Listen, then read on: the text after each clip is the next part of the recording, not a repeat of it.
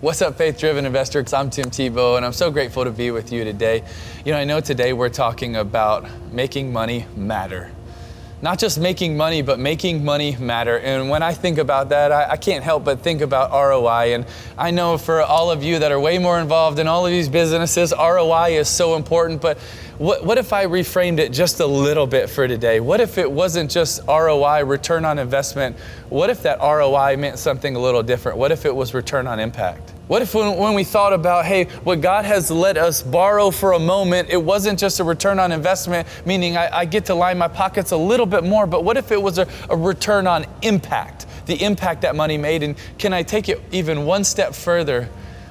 What if that ROI was actually focused on rescuing of image bearers? What if that was our ROI?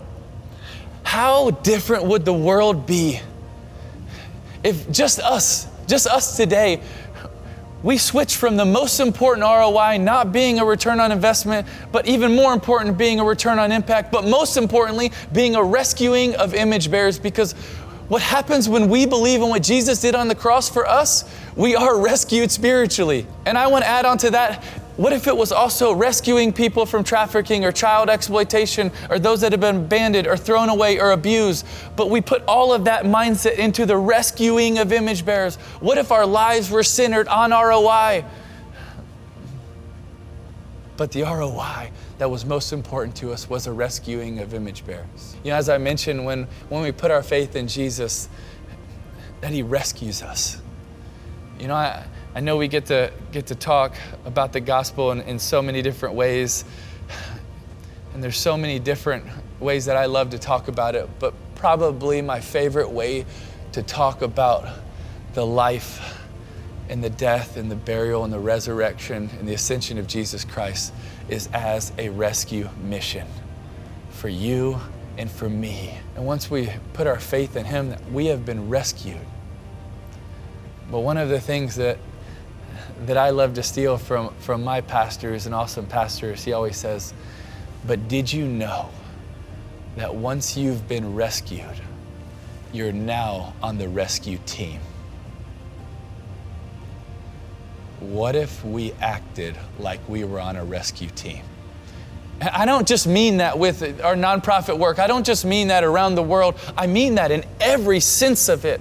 What if our finances, we thought about it as a rescue team? Oh my gosh, these finances right here, man, they could be used for rescuing of image bearers. Man, it could be a return on impact, not just a return on investment. What if our mindset shifted where that was oozing out of us, that we were on a rescue team? There's a few things that I believe are implied when you talk about a rescue team. Number one is urgency. When's the last time you heard of a rescue mission taking place in 5 years? You don't. Why? Because there's a sense of urgency. There's someone hurting, there's something that needs to be done. There's a plan that has to take place and we have to execute for the sake of that vulnerable person or the vulnerable people. We're on a rescue team, but what if there was an urgency with our finances? How could we urgently build that business? How could we urgently use these finances to move the needle for the sake of rescuing image bearers? Man, what if we did that? Well, another thing that gets mentioned to me, Timmy, is, but if I did that, there is a risk, right? There's a risk that you could lose it. But is it really a risk when we leverage everything for the sake of image bearers in eternity and trying to fill up heaven? Is that really a risk? When we give it back to God, when we say, God, this isn't even really mine, it's yours, is that really a risk? Or is it actually maybe more wisdom? I can't tell you how many times I've thought it was a risk because I thought it was mine. I'm risking what's mine because I had the wrong heart posture, mindset, and narrative. It's not actually mine. So we love talking about stewardship. But a stewardship in the New Testament, the Greek word is oikonomia, and it just means someone that's put in charge of taking care of something. A steward is a house manager, a manager that's put in charge of taking care of it.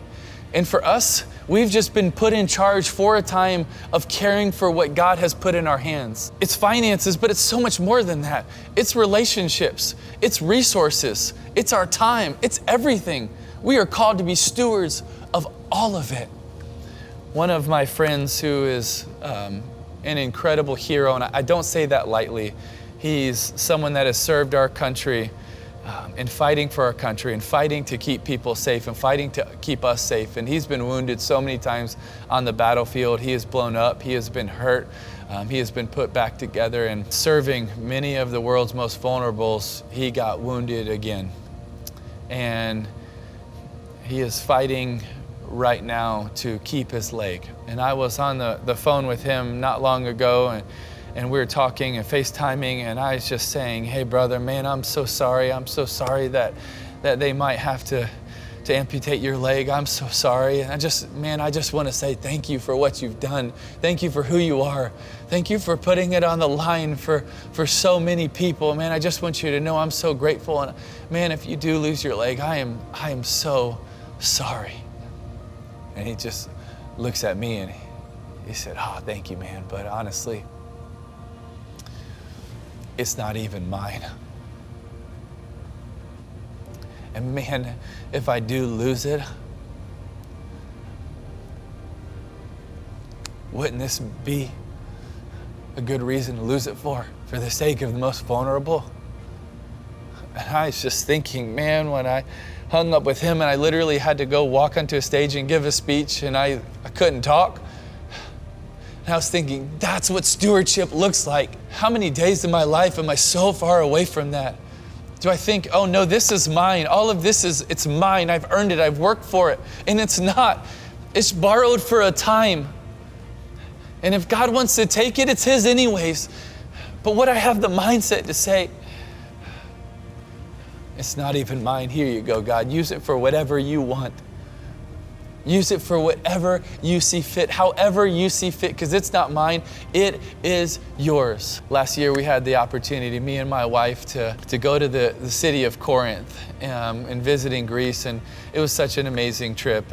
And one of the interesting things when the Bible comes to life is how much more profound it is. And I've always loved, 1 Corinthians, and Paul's writing to the church of Corinth. But one of the interesting things is that when Paul is using all of this competitive language, they would have understood it.